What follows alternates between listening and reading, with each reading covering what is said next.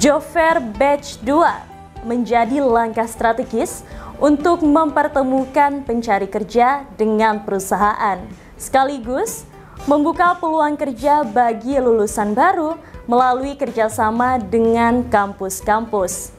Dengan adanya Job Fair ini, diharapkan angka pengangguran di Samarinda dapat ditekan dan generasi muda lebih siap menghadapi persaingan di dunia kerja.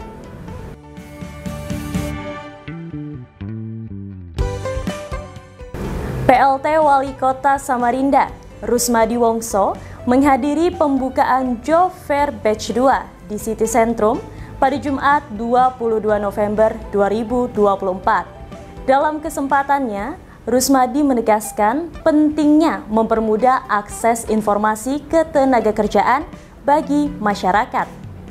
Saya kira apresiasi lah, senang ya kalau perusahaan sudah punya niat untuk kemudian menawarkan tenaga kerja. Kadang-kadang kan kawan-kawan kita sulit juga untuk mendapatkan informasi terkait dengan ketenaga kerjaan. Nah, dengan Job Fair ini saya kira ya dipertemukan antara pencari kerja dengan perusahaan. Saya kira positif, dan tadi Pak Wayono, Kepala Dinas, juga melaporkan.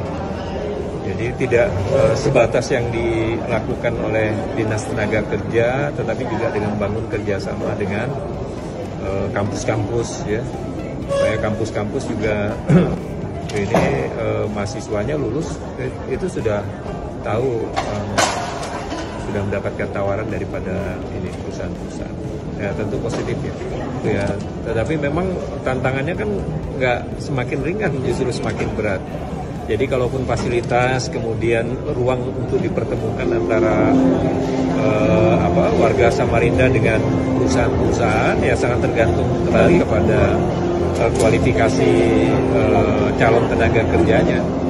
Sehingga dalam kesempatan ini boleh saya minta anak-anak muda, terutama terus meningkatkan kompetensi.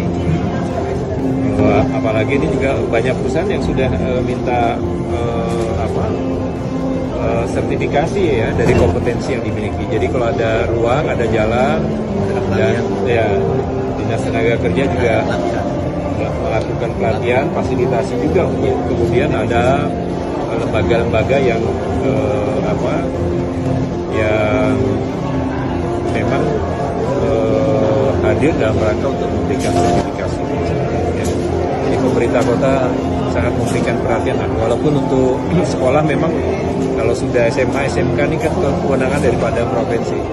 Jadi kita harapkan juga kepada sekolah-sekolah SMA, SMK, apalagi kemudian perguruan tinggi yang teknis, mestinya anak-anak yang lulus, kemudian sarjana-sarjana yang lulus yang teknis mestinya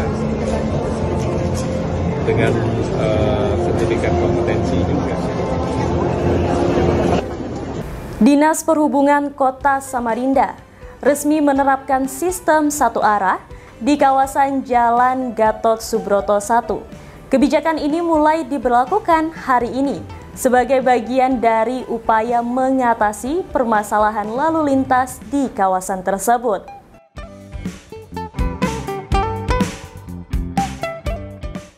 Kepala Dinas Perhubungan Kota Samarinda, Hotmarulitua Manalu, menjelaskan bahwa keputusan penerapan SSA ini diambil setelah melalui kajian mendalam bersama instansi terkait.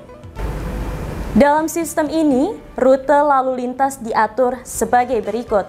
Pertama, dari SPBU ke Jalan Gatot Subroto 2, pengendara diarahkan untuk memasuki Jalan Gatot Subroto 2. Kedua, dari Jalan Gatot Subroto 2 ke Jalan Camar, pengendara hanya diperbolehkan melanjutkan perjalanan lurus menuju Jalan Camar tanpa belok kanan. 3. Dari Jalan Kiai Haji Samanhudi, pengendara dapat memilih untuk belok kiri ke Jalan Gatot Subroto 2 atau melanjutkan lurus ke Jalan Es Parman. Masyarakat diimbau untuk mematuhi aturan baru ini dan menyesuaikan rute perjalanan guna mendukung kelancaran pelaksanaannya. Sistem satu arah ini kita lakukan karena ruas-ruas jalan di Kota Samarinda tidak bisa kita lakukan peningkatan secara fisik. Kami juga akan mengkaji beberapa ruas jalan lagi yang akan kami jadikan satu arah. Jadi karena kan volume kendaraan yang di Kota Samarinda semakin hari semakin tinggi, sedangkan kapasitas jalan tidak bisa kita tingkatkan. Kami berharap masyarakat untuk tertib terkait dengan kebijakan yang ini, dan kebijakan ini sudah kita lakukan melalui beberapa kajian dan forum LLAJ. Kemudian doakan pemerintah kota nanti tahun depan akan menyediakan fasilitas layanan angkutan umum sebagai alternatif masyarakat untuk berlalu lintas untuk melakukan perjalanan. Karena bila mana Kota Samarinda tidak menyediakan layanan angkutan umum, dengan adanya IKN, kita bisa bayangkan 2-3 tahun ke depan bagaimana padatnya Kota Samarinda. Bicara dengan kemacetan, tidak mungkin dengan petugas bisa dibuat lancar, kecuali sama-sama masyarakat mengalihkan melakukan perjalanan dengan menggunakan angkutan umum. Pembangunan ini kemarin itu kan masih ada penjualan premium. Premium itu dikategorikan subsidi, sedangkan Pertalite tidak. Tetapi saat ini yang Pertalite disebut jenis bahan bakar penugasan atau yang bisa disebut subsidi, maka subsidi tidak akan kita tidak perjualkan di dalam SPBU. Melakukan pengawasan selama 7 hari berturut-turut. Tetapi kita berharap masyarakat Kota Samarinda belajar beradablah seperti visi misi daripada pemerintah kota. Kita mengharapkan beradab itu gimana sih? Beradab itu bukan berarti kotanya dengan teknologi yang maju, wah, tapi bagaimana kita mendisiplinkan diri, budaya tertib, budaya antri, budaya tertib parkir, dan segala aturan-aturan diterapkan oleh pemerintah itu diharapkan masyarakat untuk tertib. Terima kasih.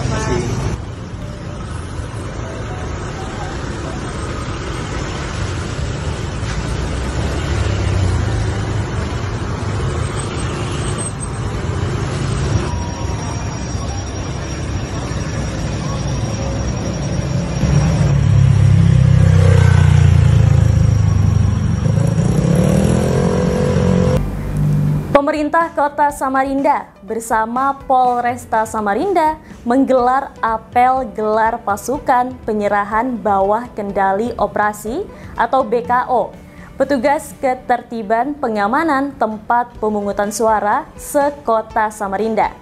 Kegiatan ini bertujuan memastikan kesiapan personel dalam mengamankan 1.202 TPS yang tersebar di seluruh wilayah Samarinda.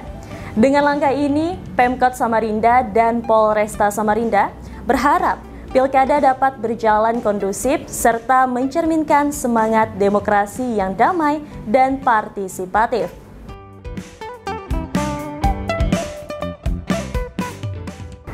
PLT Wali Kota Samarinda, Rusmadi Wongso yang hadir dalam apel tersebut menegaskan pentingnya pengamanan TPS sebagai salah satu kunci sukses penyelenggaraan pilkada. Sebanyak 2.404 personel disiapkan untuk memberikan rasa aman kepada masyarakat saat memberikan hak suaranya. Rusmadi juga menekankan bahwa kesuksesan pilkada tidak hanya diukur dari kelancaran teknis, tetapi juga dari tingginya partisipasi masyarakat dalam memilih. Apel siaga ini menunjukkan kesiapan kita semua, ya seluruh komponen masyarakat ya, terutama untuk PAM TPS ya. Tadi kita saksikan penyerahan personil PAM TPS ya dari pemerintah kota untuk di BKU-kan di Polresta dalam rangka untuk pengamanan TPS. Dan tadi saya sampaikan bahwa TPS ini kunci sukses. Jadi warga memilih di TPS, kotak suara, surat suara juga di sana. Jadi penting untuk kita memastikan pengamanan TPS ini terjamin. Kita ada 1.202 TPS, jadi masing-masing TPS ada 2 personil. Ini PAM TPS ya, dari Satlinmas ya. Jadi 2.404 personil yang dibiarkan. Ya doakan saja semua berjalan dengan lancar.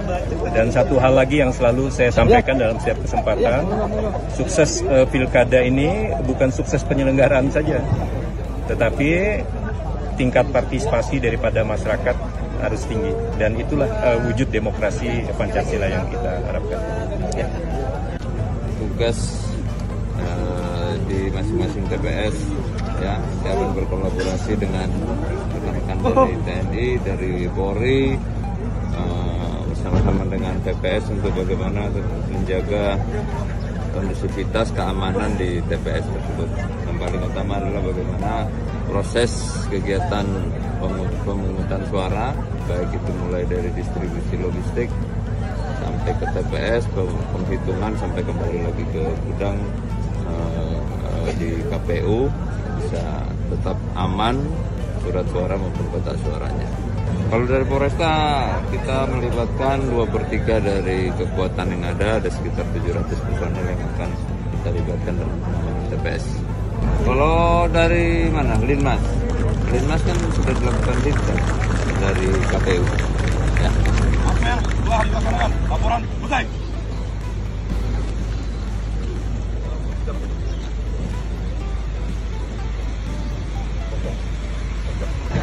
Apabila selesai, pasukan dapat disesuaikan dengan rencana selanjutnya. Boleh kita berikan tepuk tangan apresiasi yang luar biasa untuk kita semuanya yang hadir. Seperti biasa, di akhir segmen kita akan ngebacain komentar-komentar para netizen Samarinda Beradab. Nah, kali ini ada 3 komentar yang sudah kami rangkum selama 1 pekan.